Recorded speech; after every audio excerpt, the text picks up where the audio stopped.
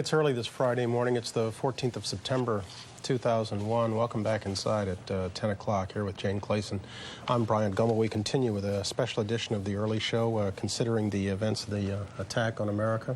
And right about, 2 hours away from the memorial service that's going to be held at the National Cathedral down in the nation's capital in Washington, where the president's going to be attending. The president will be, and other dignitaries by invitation only. You know, that service that we just saw, other services really around the world today as people stop and remember and pay tribute to those who have died and say prayers for those who are still suffering in this country. That's one of many impromptus we've seen. There was a remarkable service earlier today in St. Paul's Cathedral in Great Britain, attended by the Queen and by Prime Minister Tony Blair, standing in union with those killed here. Moment of silence internationally today for what has happened.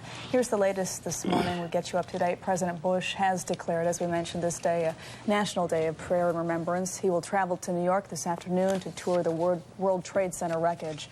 Authorities now believe the death toll could top 5,000. Investigators have recovered the black boxes from the hijacked planes that went down at the Pentagon and in Pennsylvania. U.S. airspace has been reopened to commercial flights, and the White House and Congress have agreed to a $40 billion package to combat terrorism. Brian? All right, Jane. Justice Department officials have identified 18 hijackers involved in Tuesday's attacks. It is believed the terrorists have ties to Osama bin Laden, who is now considered a prime suspect. Jim Stewart's in Washington with the latest. Jim? Bryant, there were reports throughout the night and into this morning that there was an aborted hijacking attempt at John F. Kennedy Airport. These reports are just simply not true. There were two incidents that occurred. Everyone who was stopped and taken into custody in a rather violent manner by FBI SWAT team members have been released. Those incidents were not related to the Tuesday crash. Quite frankly, this investigation is trying, obviously, to find out more about the 18 hijackers, but they're more concerned about whether they had any accomplices who were also trained pilots. Brian? And those other trained pilots, they have a handle on the number we're talking about there, Jim? No, we don't. And frankly, they may not be accomplices, but they're people that they believe were friends of these men while they were in flight training. There is a report, too, that the federal authorities have not knocked down, that one of the primary pilots, the one who crashed into the World Trade Center there in New York, had a brother who went through training with him in Florida, who ironically was apparently killed while in flight training about a year or 2 years ago. Brian? And Jim, earlier you were telling us there was going to be what amounted to an electronic perp walk of these 18. Is that still scheduled? It is still scheduled. It is being collated as we speak. Some of the photographs, approximately 9 of them, I'm told, come from driver's licenses, and the pictures are clear. The others come from videotape of them apparently boarding the aircraft. They're not as clear. It'll also include their names and their nationalities. We expect that to be released sometime this afternoon. Brian? All right. Jim Stewart in Washington. Jim, thanks. Tough new security measures have been put into place at all American airports as passenger planes have returned to the skies for the first time since Tuesday. The 3 major airports in the New York area were closed on Thursday. Bob Orr is in Washington. Bob, good morning. Good morning, Brian. Well, I think it's fair to say that the U.S. aviation system, for the moment, is really just coming back at a crawl. We've seen pictures from around the country this morning of very, very long lines, very crowded concourses. And in fact, in some cities, I believe this to be Los Angeles this morning, in some cities, the airports are still closed. Boston's Logan, we're told, is not up and running. Washington's Reagan National will remain closed indefinitely, we're told. The bottom line is a few flights will get back in the air today, actually more than a few, but many passengers will not get where they're going, and delays will be common. At the same time, on the investigation front, authorities may know a little bit more later today about what these hijackers were doing aboard the plane that crashed into the Pentagon. Both of the black boxes from the Pentagon crash, American Airlines 77, were recovered very early this morning around 4 o'clock. I am told now that those boxes are in the NTSB's lab in Washington. where experts from the FBI and the NTSB are looking at the data. It's too early to know whether or not the data is useful. And one last thing, there's another black box, and that's from United Airlines Flight 93, the plane that went down in Pennsylvania on Tuesday. That's the flight data recorder. Also, that's in the lab, and later today we may know a little bit more about the flight track of that plane, but we have not yet recovered the cockpit voice recorder from that plane, and that's the one that may tell a more interesting story. Bryant? Bob, a couple of quick notes. Obviously, the security pendulum has swung back in the other direction with regards to what's going on at the airports right now. Is what's going on right now what we better get used to, or do you expect this to ease as they streamline procedures and put new regulations in place? Well, I'll tell you, it may improve a little bit. And in the past, whenever security's been ramped up, we have seen over time how it kind of relaxes a bit. But in this situation, it's so extraordinary, and the circumstances of Tuesday are so horrific that the security experts who have long pushed for much tougher provisions now have the upper hand. And they're kind of unapologetic about it. They're saying simply, we'll take no chances. If it inconveniences people, if it disrupts the economy, then so be it. All right. Bob Orr in Washington. Bob, thank you. President Bush says the unprecedented attack on our nation has completely changed the priorities of his administration. And Bill Plant is at the White House with more on that. Good morning again, Bill. Brian, good morning to you. The president at this hour is meeting with his cabinet, preparing the nation for what he yesterday called the first war of the 21st century. CBS News has confirmed that the president will sign today a Pentagon request authorizing the call-up of reserves, probably as many as 50,000. The number could grow to more later. These will be primarily for homeland defense. Some of them will be Air Force reserves flying air defense as a way to free up Air Force pilots for other missions. We're told that this call-up will be limited, that it may not necessarily last a long time, at least for the individuals. But at the same time, the White House is preparing us for a long conflict, a protracted conflict, not something that is over in a few days or maybe even in a few weeks. Congress is preparing a resolution which would authorize the president to conduct military operations. Mr. Bush believes, like presidents before him, that he has that authority anyway, but he would prefer to do it with Congress's consent and as the leader of a unified nation. Security remains very tight around here. They've pushed the perimeters back by several city blocks. They've tied up traffic last night's rush hour because several main streets around the White House complex are closed off. Last night's rush hour very difficult. And there are military police on the streets of Washington, D.C., have been for several days. You see them at major intersections. The vice president has been moved to Camp David as a security precaution so that the president and vice president are not in the same place at the same time. And today, of course, a national day of mourning, a day of remembrance. The president attends a service here at the National Cathedral, then goes to New York City. Brian? And Bill, you talk about the changing priorities of this administration. One of the priorities had been a missile defense system.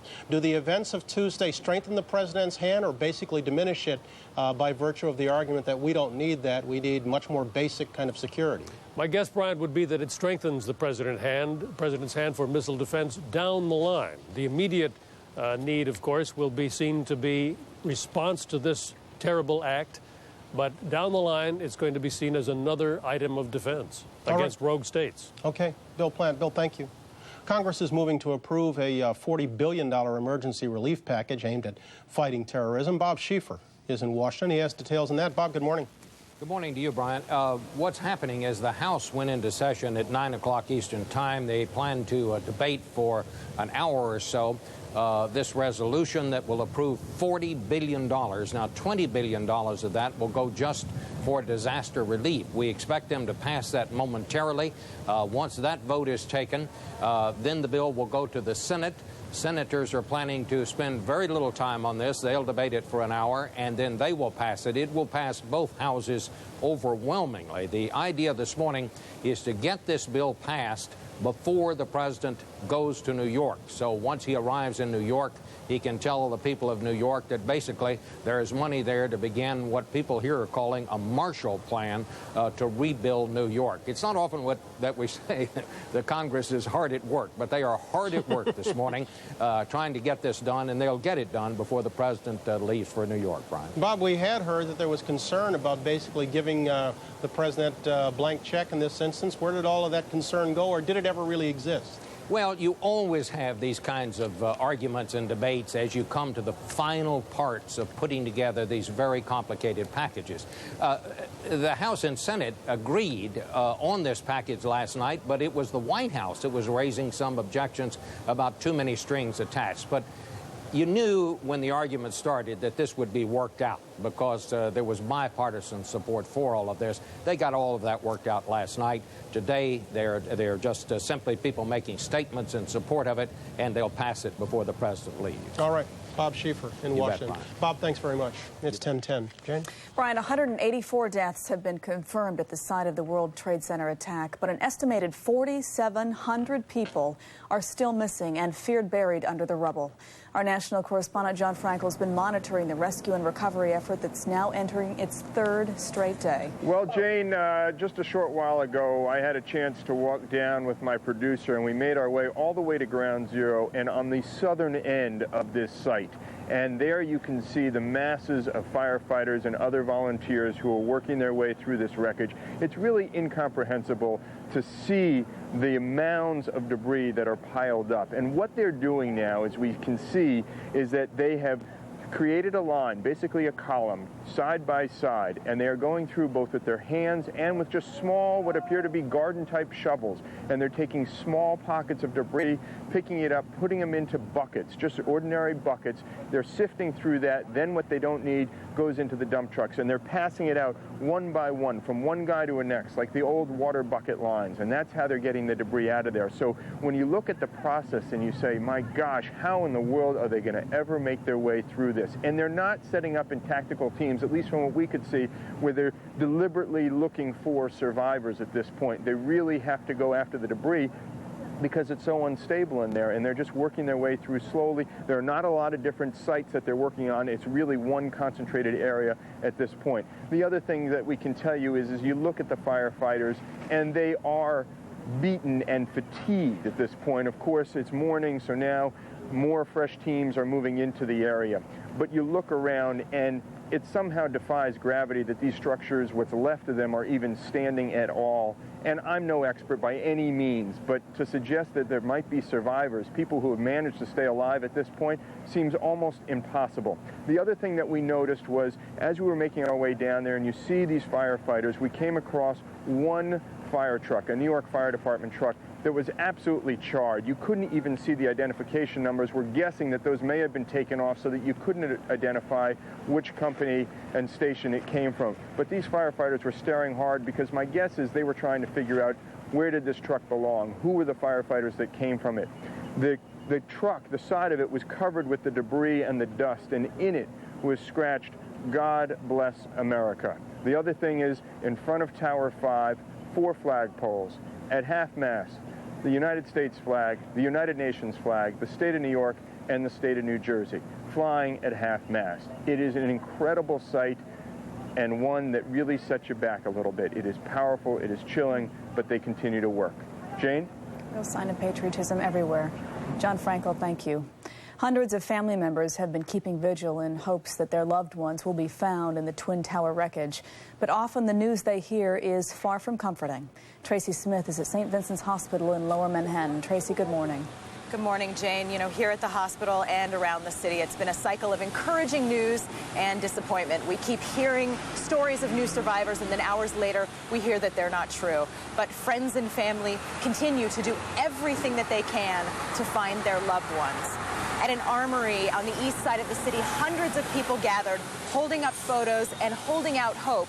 They came there to fill out missing persons reports, and they had to provide things like dental records and hair samples for DNA identification. And they stayed there to keep their vigil, holding photos up to the camera, telling me that they will not stop until the person that they're looking for is found. There also was another large gathering last night at Union Square. It was a vigil where people were lighting hundreds of candles, writing messages on poster boards, just trying to find some comfort in their communal grief. At this worst of possible times, this is New York at its best. And I'm sure that today, on this National Day of Remembrance, all of these vigils will continue. Jane? Tracy, do the families go from site to site to site getting information, or is there one point where they gather to find out anything? they were going from hospital to hospital to hospital. There were a few here yesterday, but now pretty much they're all staying at the Armory. There is a master list there that they're allowed to check after they file the missing persons report. So that's where they've been staying lately. All right, Tracy Smith at St. Vincent's Hospital. Tracy, thank you. Thank you. Lieutenant Kelly Ennis was inside the Pentagon during Tuesday's attack. He made it out safely, but later went back in to help rescue others. He is in Washington this morning. Lieutenant Ennis, good morning. Good morning, ma'am. I know you were in your office when the plane hit. How close were you to the point of impact? Approximately 150 yards down the hall, ma'am, and it was a real shock. It shook the offices, and you could see the overhead falling down a little bit here and there, and it was a real mess. Did you have any warning, Lieutenant, that something horrible was imminent? I saw folks moving. I earlier saw the phone ring. We listened in and didn't get much of the conversation, but I went back to my front office and I saw my bosses moving around a little bit more than what's necessary. And I knew there was something that was going to happen. It just was a matter of time. And then sure enough, within minutes, major like shock earthquake where the building just shook and you could feel the floors underneath just vibrate, so it was a hit. At that point, what did you do? Basically, we'd worked towards getting our boss, the Vice Chief of Naval Operations, out of the office, down into the corridor to get the CNO out, and then from there moved towards the north mall entrance there, the north entrance, to get out to the riverside and slowly evacuate from the building, which was very well rehearsed. It seemed like everyone was calm, but yet everyone was moving very quickly to get out of the building. Well, I was going to ask you how difficult it was to get out of the building, because I can imagine it was dark with a lot of smoke, fairly confusing. Well, at the time, the lights and electricity power were still in our area where we were able to see where we were going, heading down towards the corridor 8 and heading out on the 9th corridor to the North River entrance. But basically, everyone was calm. It seemed like everyone was moving. They knew what they had to do, and it was just it was a well-executed move to get everyone out of the building. And once you did make it outside, Lieutenant, what did you see? Masses of people out on the north boundary channel along the Potomac Bay there. People gathering and just frantic rescue equipment trucks, fire trucks, police, just trying to get up into the Pentagon to survey the area and see what was going on and start rescue and start their operations as necessary. You knew how dangerous it was. You could clearly see it. What gave you the courage to go back in and try to rescue people who were still there? Well, I would say probably about 5 hours later, after working with my close shipmates that were actually down in the first floor, the wedge floor that the accident had taken, the savageness took place. Basically, I had to do something more for my shipmates. And my fellow shipmates, we went out to the west side of the Pentagon where the plane had struck, and we set up tents and helped out with food brigades. And we were basically there as mass casualty and stretcher bearers. And there was not enough I could do. So myself and another commander, Commander Narvaez and Petty Officer Hazelwood, we both went together as a team, and we went back into the courtyard and worked our way up to the 5th corridor area outside the courtyard, and we convinced, I was talking to the fire chief from one of the counties there, and I just told the fire chief, hey, I need to get in there. I need to go into those office spaces to see what I can do to help open up doors and let you guys see those other areas where we could probably find some survivors. And did you find any survivors? No, ma'am. The good news was we'd opened up all those doors. We got in those different offices, and it was just beautiful to see that there was nobody in there. I mean, it was where you could see people that actually ran and grabbed their jackets and their purses, and coffee was still in their coffee cups, and chairs were flowing on the floor. We have to move, folks. So, when you look at that building now, Lieutenant Ennis, we see the destruction. I mean, it's just incredible to look at. What goes through your mind, knowing what happened and being a part of what happened that day? It's just amazing to be a part of this, and it's a sad thing, and it's a sad moment in our history, and it's going to make us stronger as Americans, and we're going to have to press on and move forward and continue doing our best. Well, Lieutenant Kelly Ennis, I appreciate your time this morning. And thanks for your courage and your heroism as you move forward. Thank you. And I want to thank the fire stations 211, 27, 33, and 35 for all their help getting me in that building, ma'am. All right. Thank you, Lieutenant. Thank you, ma'am. 10:19, Bryant. All right, Jane. The terror attacks have raised some new questions, troubling questions about national security and about how further attacks can be prevented on U.S. soil. Former Congressman Lee Hamilton served as chairman of the House International Relations Committee. He's in Washington. Congressman Hamilton, good seeing you, sir. Thank you. Good morning. You surprised at all by the sophistication of these attacks? I was not surprised that you had a massive terrorist attack on American soil. I was certainly surprised the means that was selected, the jet aircraft going into the large buildings and into the Pentagon. That surprised me. But anyone, I think, who has really looked at the phenomenon of terrorism understands that the American people are more vulnerable, less secure than they think, and at least they thought before this incident.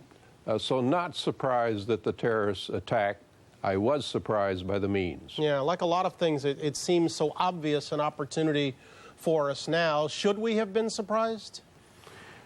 Or was there a failure across the board of people to sort out all possibilities? Well, I'm sure most people should have been surprised because they just don't realize the threat. A number of factors have come together here. The terrorists have become much more sophisticated. Their capabilities have increased very sharply. Our cities, our communities have become more vulnerable to terrorist attack.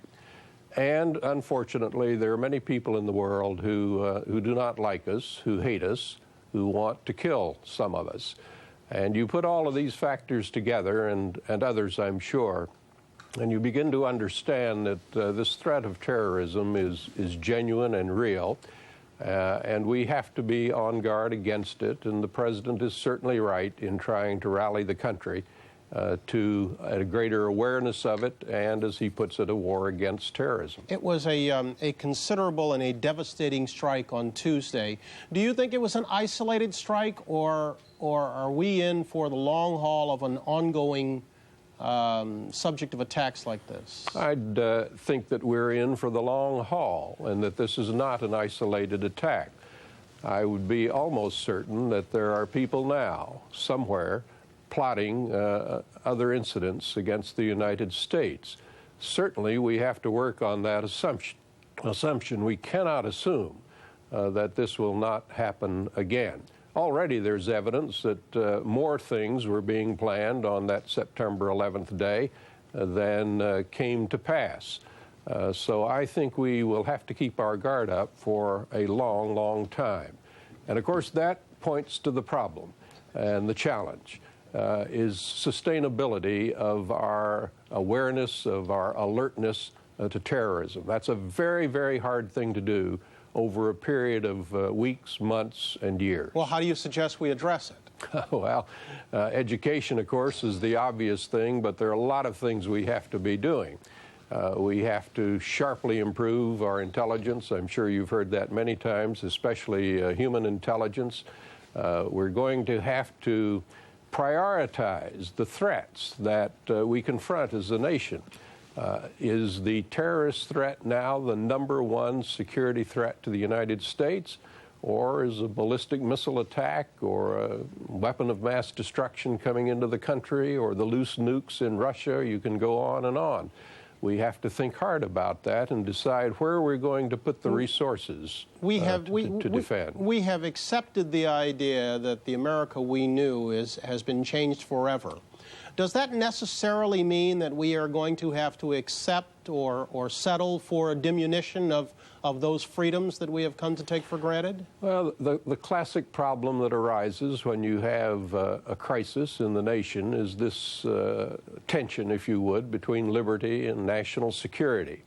The country has solved that reasonably well in past times, in the Civil War, during the First World War, during the Second World War. Not perfectly. We've had some problems with it. And almost certainly there will be tensions arise between freedom and liberty on the one hand and national security on the other. We must not, however, lose hold of our fundamental liberties in this country. If we do that, we hand the terrorists a victory. So yes, we have to take some tough measures. We will have to experience a lot of inconvenience in our daily lives. but let's hold on to these fundamental constitutional freedoms as we fight this war on terrorism. All right, Lee Hamilton, I thank you very much, sir. Thank you. We're coming up on 10:25. We're going to break away here so some can park for local news, and then we'll continue right after this.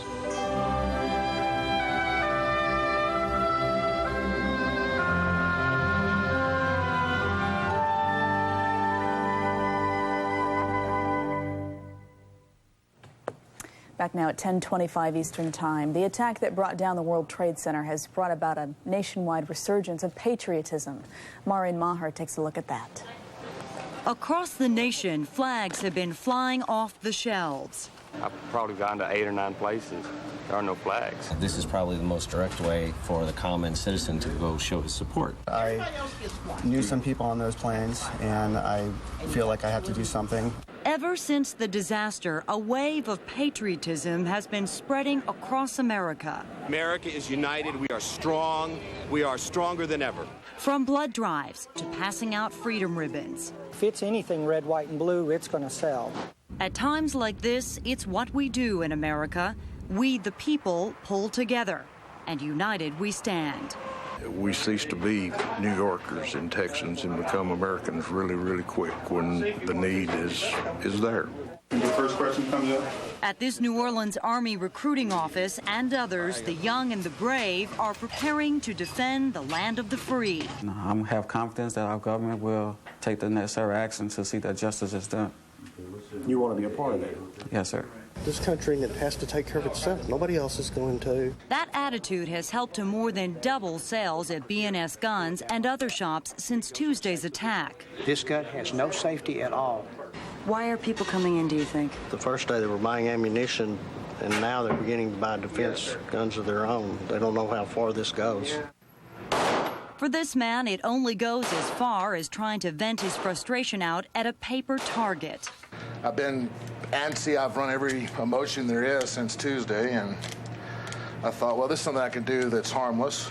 Across the country, from dusk to dawn, young and old, the emotions have run the gamut. These terrorists did what no politician, no speaker, no anything, nothing else, no one else could do, and that is bring Americans together.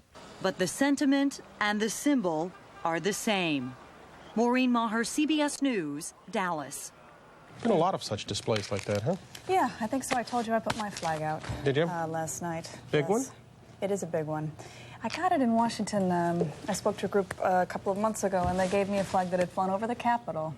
And I had it in my closet, I am sad to say. And I went down the bottom, the corner of my closet on the floor, and here it was in its box. And I pulled it out, darn it, and I hung it outside. So. There are an awful lot of ideas being floated. People are talking about everybody lighting a candle at the same time so it could be seen, from way above. That everybody have a moment of silence at 12 noon today. I've heard that one. There are a lot of efforts that people are trying to unite on. Speaking of seeing something from above, did you see the pictures yes. from the space shuttle? Yes. Of the smoke that you could see from space from the World Trade Center attacks. It was unbelievable, the picture. Pretty frightening. Yeah. It's so interesting in this electronic age at just how many pictures were taken of what is arguably certainly the worst incident of our lifetime, and arguably the worst incident since the dropping of the A-bomb, the second of the two on Nagasaki.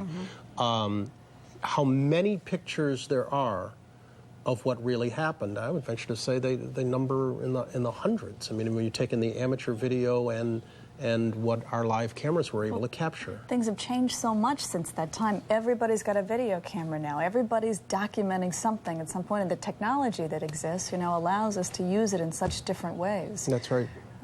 Those things that we used to only hear about and read about, now for our children and for their children, you've got to believe forevermore, those important events, those cataclysmic events that shape and define our lifetime, are going to be captured on video. When I was growing up in the 60s, they used to say the revolution will not be televised. Well, they didn't know how wrong they were. Right. Everything is going to be televised. Right. Scary thought.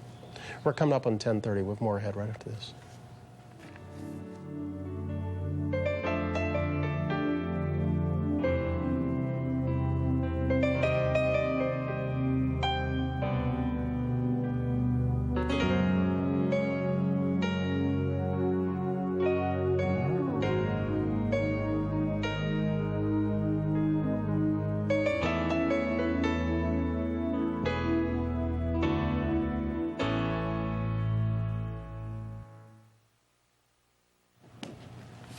Back now at 10:30, you're looking at the front of the National Cathedral in the nation's capital, and also some footage there from the southern tip of Manhattan, the two linked on this day because they will gather in the National Cathedral, the president, dignitaries, and invited guests in order to recall those who died on the southern tip and also to pay homage to those who continue to work down there. Welcome back inside. Along with Jane Clayson, I'm Bryant Gumbel. President Bush has declared this a national day of prayer and remembrance, and he's going to that service this afternoon. Then he'll be up here a little bit later. Yes, he will. Traveling to New York this afternoon, Mr. Bush plans to hold that memorial service at the National Cathedral shortly. That's where our Diana Olick is this morning. Diana, good morning. Good morning, Jane. Security is extremely tight here at the National Cathedral. In fact, we're already beginning to see police motorcades driving through what is a driving rainstorm right now as well. We're also told that all schools that are affiliated with the National Cathedral have been closed for the day. This service is, of course, by invitation only. That is, the public will not be allowed. There will be a prayer service held, though, this Sunday for the public. Those invited to this service are members of Congress, the diplomatic corps, members of the Supreme Court, and also members of the police force, the fire department, search and rescue teams that have been working so diligently over this past week. Why did President Bush choose the National Cathedral to begin his day of prayer and remembrance? It's because the mission of this church is to be the church for the nation, that is, for all denominations, and this service will certainly reflect that today with prayers from a rabbi, from an Episcopal priest, and from an Islamic imam. Jane? Diana, you mentioned the president will be there and a list of dignitaries by invitation only, correct? Correct. All right. 10:31. Diana, thank you. Bryant? All right, Jane. Since presidents are ultimately defined by their times, the actions of George W. Bush are under close scrutiny by voters and historians alike these days. Doug Brinkley is the director of the Eisenhower Center for American Studies at the University of New Orleans and a presidential historian. He's in New Orleans this morning. Douglas Brinkley, good morning. Good morning to you. Any doubt at all that this is the defining moment of the Bush presidency? Well, it sure looks like it. We don't know what will happen the next couple of years, but, you know, we didn't really know George W. Bush. We think of him as the kind of governor, the son of a former president, but we're going to get to know him very quickly because we're not just judging him as a president. We're now going to be judging him as a commander-in-chief. And that's a very small pantheon of presidents that are in that category. You have to deal with people like James Polk or McKinley, Woodrow Wilson, Franklin Roosevelt, Truman, who actually had to deal with the war, and of course his father, who had to deal with the Gulf War. And you know, one thing I haven't heard people say, when World War I occurred, it wasn't called World War I, it was considered the Great War. And I think we had the Gulf War with his father, and I think we're about on the brink of a Gulf War II. I don't think things have ever really stopped in the Middle East ever since you know, the invasion of Kuwait. And I think what we're seeing is just all these years, the terrorist acts leading up to what will be another engagement in the Persian Gulf region. Well, you know, the president himself has called this the first war of the 21st century. Would you quibble with that? I wouldn't quibble with it, but the term war changes a lot. Remember, World War I was a worldwide war, and World War II was a worldwide war, but Korea was called a limited war. This is a new kind of war, but it's certainly war. We were bombed, terribly bombed, the worst bombing ever on American soil, certainly the worst foreign incursion since the War of 1812. So I think it is a declaration of war in the United States. We just don't know exactly who the enemy is. So for purposes of this discussion, let's do away with the niceties of whether or not it's an official war or a war of the 21st century. What do Americans expect of a wartime president? Well, first off, you have to mobilize the people, you know, and that's already done. I think he has about a 90% approval rating to do whatever it is he needs to do to seek not revenge, but justice. And I think that's the key word. We are going to get justice for these attacks. I think that he has to be a bit of a sphinx, and which is very hard for George W. Bush. He's kind of a one-dimensional president. One moment, we're going to have to understand the emotions of seeing a dead fireman or a mass funeral or a public prayer and watch his emotions. On the other hand, we want to see a tough hawk here, like yesterday, who said, we are having victory, and using optimistic American words like victory and rallying the country behind the flag. So far, I think he's doing quite a good job at that. But aren't our wartime presidents really popular when they march off to war, that the real proof comes several years down the road? Well, absolutely. It's easy, and I don't want to say easy, perhaps is the wrong word, but you can marshal the public behind your effort. But the proof's in the pudding, as they say, meaning what will happen 6 months from now? If we've declared a war on terrorism and we do a group of strategic bombings and nothing really happens and terrorism continues, people will say about this president, what war on terrorism? What have you accomplished? And that right now we have their bipartisanship's been a bipartisan coalition going on, but you'll start getting Democrats bickering at Bush. And also revisionism will happen. Remember, Pearl Harbor has a cottage industry of books saying FDR should have done more, FDR knew, why did FDR not behave differently? The same thing's going to happen with President Bush. Why didn't we have tighter security in our airports? Why didn't he why is bin Laden's brother allowed to operate in Boston? These questions are going to come up, and the Bush administration will be held partially responsible for them. But if the gold standard of wartime presidents are arguably FDR and Abraham Lincoln, what are the lessons that George W. Bush should learn from them? Well, I think he has to learn the most from Abraham Lincoln, and I'm sure he is. All presidents in their grimmest, darkest hours always go back to Lincoln. Imagine he's sitting there in a White House across the Potomac as a group of terrorists, the Confederate Army, gathering, wanting to destroy the United States of America. In Maryland, nearby, it's a beehive of assassins ready for Lincoln's head. Yet Lincoln persevered with very low expectations and stayed the course and prayed and brought the country together as the great commander-in-chief and won the Civil War. So I think Lincoln is the person you look for the emotional side of what's happening right now. I think the educational side for our president is going to come from his father and from the team from the Gulf War. What did we do during the Gulf War in that region? Some of those same intelligence officers that were there back in the 90s are there right now in 2001. So he's thinking about his father, I believe, in Abraham Lincoln. Two major differences, though, as we talk about war, such as it is in the 21st century. Number one, this isn't an easily identifiable opponent. Number two, every aspect of it is going to be played out on television. Those pluses or minuses for a wartime president?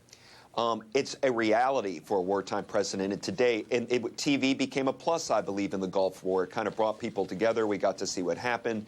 It unified. It was the CNN war. The downside is if something terrible happens, if we don't do something, say Jimmy Carter's rescue message of the hostages, and we just start seeing American flags being burned every day and our helicopters falling into a desert, then it starts working against a president. But you're definitely right, Brian. He's got to be very, very media savvy on every word, every gesture. Today, when he goes to New York, he may say only a few words, but whatever key word he says is going to be played over and over and over again on the 24-hour news cycle. All right. Douglas Brinkley, down in New Orleans. Thanks very much. Thank you. Appreciate it. 10:38, Jay. Brian, we want to go now to Bob Orr in Washington, who has late-breaking details about those black boxes from the hijacked flights. Bob? Well, Jane, I have to tell you, this might not be good news. We have learned just in the past few minutes from a federal official that all three of the black boxes that were in the NTSB lab this morning have now been removed from the lab and taken away by the FBI. The most important thing here, according to the federal official, is the cockpit voice recorder from the American Airlines Flight 77 that crashed into the Pentagon appears to be blank. That's to say they can't find any data on there. Now, there's a couple of possibilities. It may have been turned off, it may have been bulk erased, or there could be a problem just reading out the data if, in fact, it is hidden on there at the NTSB lab. So we're told the FBI is going to try to read out that box at a different lab, but I have to tell you, this is not a good development. The investigators were hoping that the cockpit voice tape would have had the sounds of what was going on the plane, perhaps something from the terrorist about targets, something that would have helped the investigation. But at the moment, it appears the cockpit voice tape from American Airlines Flight 77 is of no value. Now, for the flight data recorder from that plane, we are told that there is something on there, but so far they haven't been able to read it and haven't had time to read it, and they may try that also at a different location. But the headline of the moment is the black boxes that, as of this morning, we were hoping would give us something of a lead, now appear to be kind of a dead end. Jane? Certainly disappointing news. Bob Orr in Washington, thank you. Lou Angeli and Amy Steelman are firefighters who are also award-winning filmmakers. They've been on the front lines of the World Trade Center working on the rescue effort as well as documenting their fellow firefighters. Mr. Angeli and Ms. Steelman, good morning. Good morning.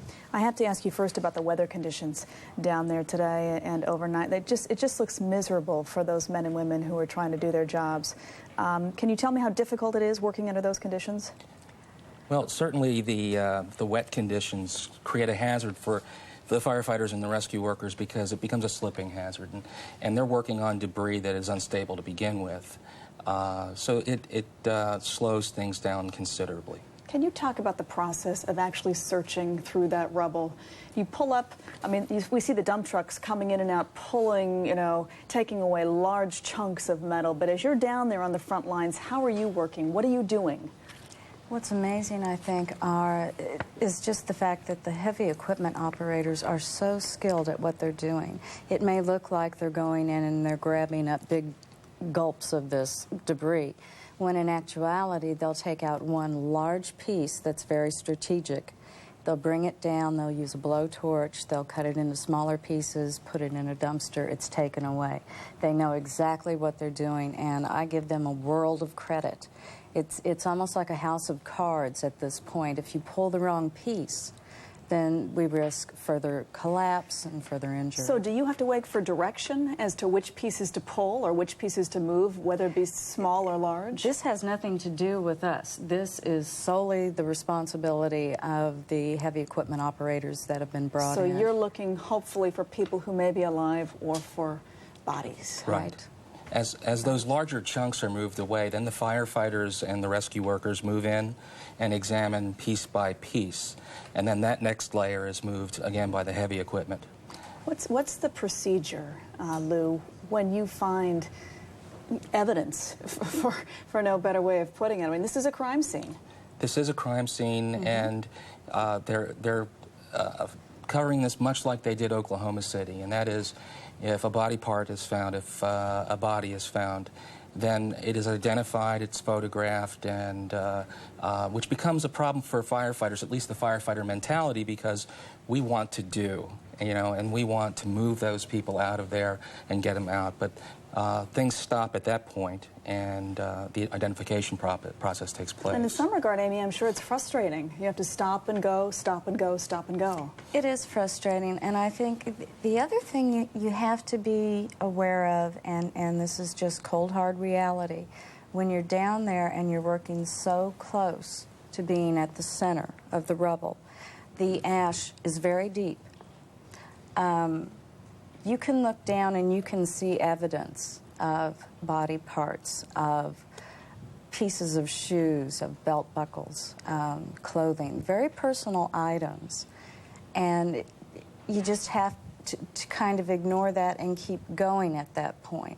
You can't focus on the worst that you've seen because there could still be somebody alive underneath there. I believe there are people that are still alive underneath there. How do you detach, though? This horrible images, the worst you could ever see, and yet you still have to keep going. Well, it's difficult. I ended up in the hospital yesterday for a few hours, just from breathing all of the asbestos and the fibrous material in the air, and I'm still a little hoarse, but it's really difficult. You just... I think the sense of unreality of the whole thing is what keeps you going. It just seems like, you know, everybody has said it over and over. It's like a movie. It's not real. This can't be happening. Speaking of movies, you've been filming parts of what you've seen down there. What do you plan on doing with the video that you've got? What we do is we document it, and we use it as a lessons learned video for firefighters around the country. And hopefully there are some lessons that we can share with other firefighters. Well, Lou Angeli and Amy Stearman, as we say to all the folks who are down there, thank you for your work and best of luck as you move forward. Thank you. Thank you. Thank you. 1044, Brian. All right, Jane. Former President Bill Clinton has been offering words of comfort and support to the families of victims still lost in the rubble of the World Trade Center. Scott Pelley caught up with him in Manhattan. Sir, you fought terrorism all 8 years of your administration, and yet it wasn't enough. It's never enough. We nearly, well, it'll never be enough as long as there are people out there with money and networks and who are willing to die. We have a whole different view of human life and values than we do. But let me say, I believe the president and the administration will do the right thing. I think they're doing everything that can humanly be done. When they ascertain all the facts, I think they will take the appropriate action. And I just think it's very important for the American people at this time just to pull together and support and trust them all to do the right thing. I think they'll do the right thing. When you saw the buildings come down, sir? I was in Australia, and Bruce Lindsay called me on the phone. Said that he and Cheryl Mills had told me what happened, and then we were on the phone together, and they were watching the airplane hit the second tower, and so I haven't had much sleep the last 2 days. I got a military plane, came home as quickly as I could. What's the message? The message is that this is an act which was both evil and which denies our common humanity. And what we Americans have to do, what New Yorkers have to do, is to prove them wrong. And we just need to take care of the victims and the families of those who have died, and the children who will need to be educated. We need to rebuild New York, and we need to support the president and the administration in answering this challenge. But they will do it. We will do it as a people. I have no doubt of it. Thank you, Mr. President. Thank you. Good to see you again, sir. I'm really glad to see you. Sorry. Take good care. Ms. Clinton, do you mind if I ask you, you must have seen, were you in Australia as well? I was about 12 blocks from here. You were 12 blocks from here? South. What did you see? Smoke, people running, crying, just what we've all seen replayed on the television. It was horrifying, of course. And what do you make of this? I don't think there's anything to make of it. It's just a tragedy. Thanks very much indeed. Good to see you both. God bless you. Former President Clinton is expected to join President Bush at the National Cathedral this afternoon, along with former Presidents Jimmy Carter, Gerald Ford, and, of course, the President's father, George Bush Sr. It's 10:47. Jane?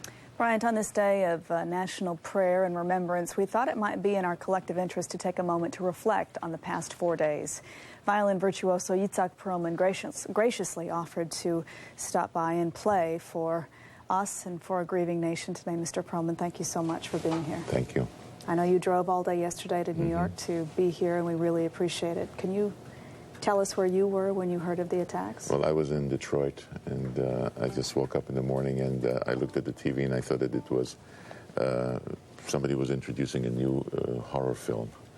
I just could not believe it, and then it dawned on me that it was a nightmare come true. It was just terrible.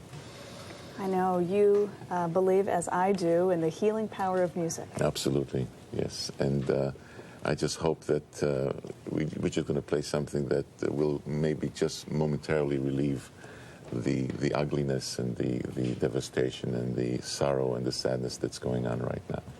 If you'd introduced your accompanist. Yes, we have Kay Kim. I brought Kay Kim to it. She's going to play the piano. And you'll be playing for us? We'll be playing the Romance by Robert Schumann. Thank you. Music from Yitzhak Perlman with images from Newsweek and the Associated Press. Thank you. Thanks very much.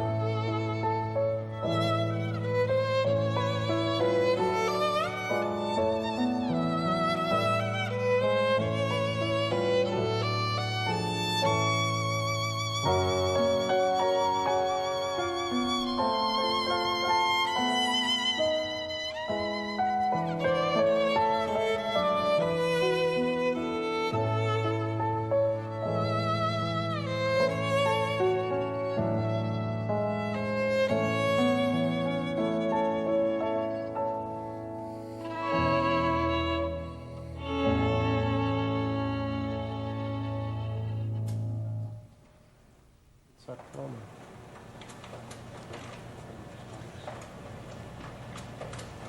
Pretty beautiful stuff, huh?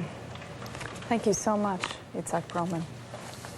We should note that besides being an internationally acclaimed violinist, Yitzhak Perlman is very much a New Yorker. He's a West Side guy, and so this tragedy has struck him on a lot of levels. Not the least of which is that his fellow citizens. We were over there talking, and like a lot of us here, he knows someone who hasn't been heard from yet. So I was thinking as I was listening to that music, I wish those rescue workers down in the rubble as they're working could hear the beauty that we just heard from Yitzhak Perlman, add a little light to a very, very dark place, a very, very dark time for them down there. You know, it's funny, he and I, he was over there saying that you watch this thing, and you and I were talking about this the other day, you see the same images over and over and over again, and you continue to be surprised by them. And there's no reason by this point that you should, except the enormity of it and the gravity of it. Your mind just doesn't let you grasp it, and so you remain surprised. I'm surprised by the wave of emotion that I and so many other people feel. 1 minute you're watching it and you seem, I mean, you're horrified, but you've got it together, and then the next minute you're dissolving in tears. Yeah. It's really, and it will be that way, I think, for a while. Probably so. One quick postscript before we let some viewers break away for local news. They talk about politics making strange bedfellows. Well, evidently so does tragedy. Al Gore, who of course had a huge falling out with former President Bill Clinton, actually spent the night at Bill Clinton's home last night. They traveled together to Washington. They'll be attending the prayer service today at the National Cathedral. We're going to come on back in just a moment. We're coming up on 10:55 on this Friday morning. Stay with us. There's more ahead after this.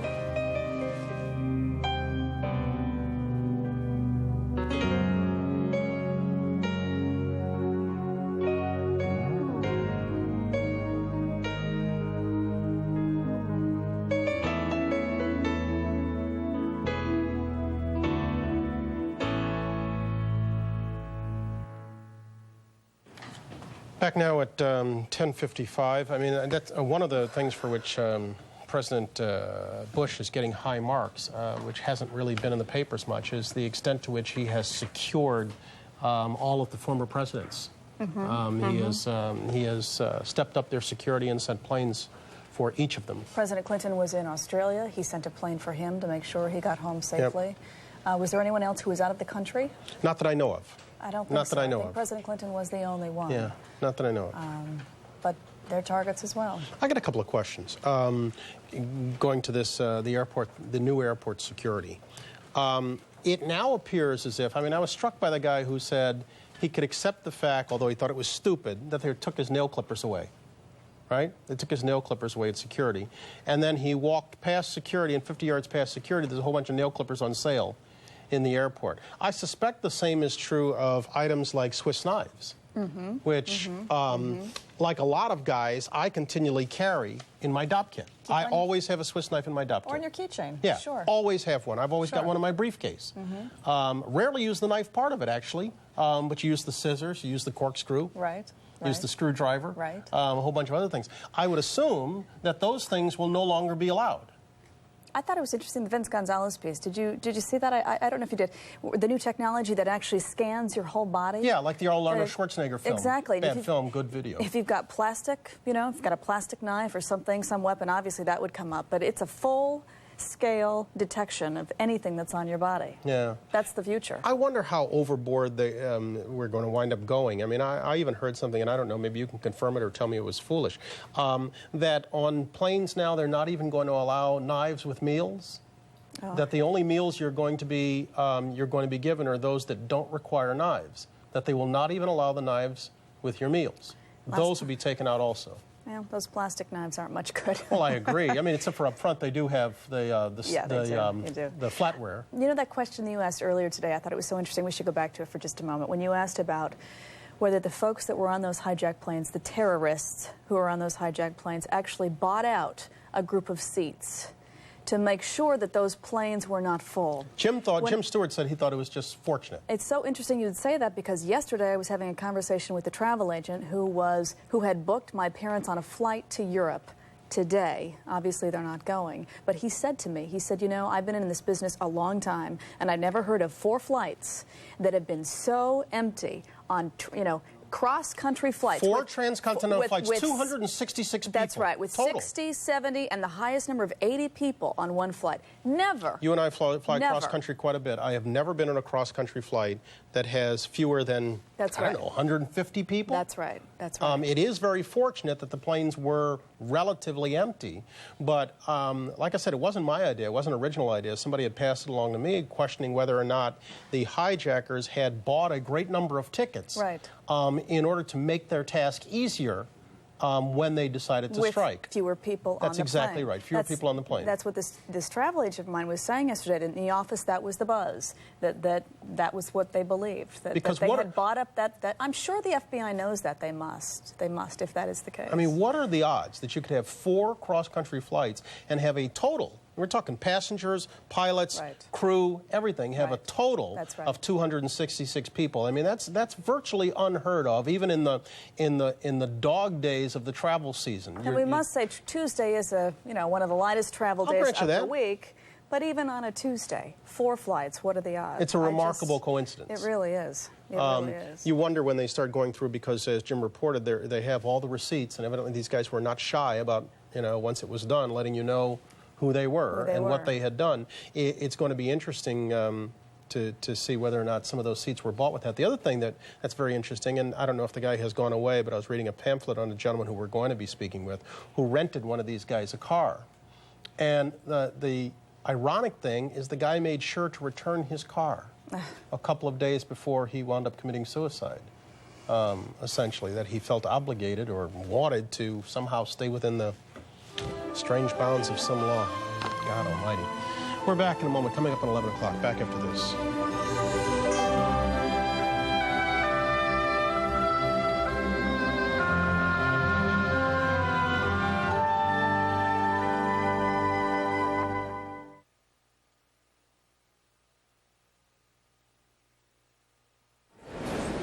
As we come back,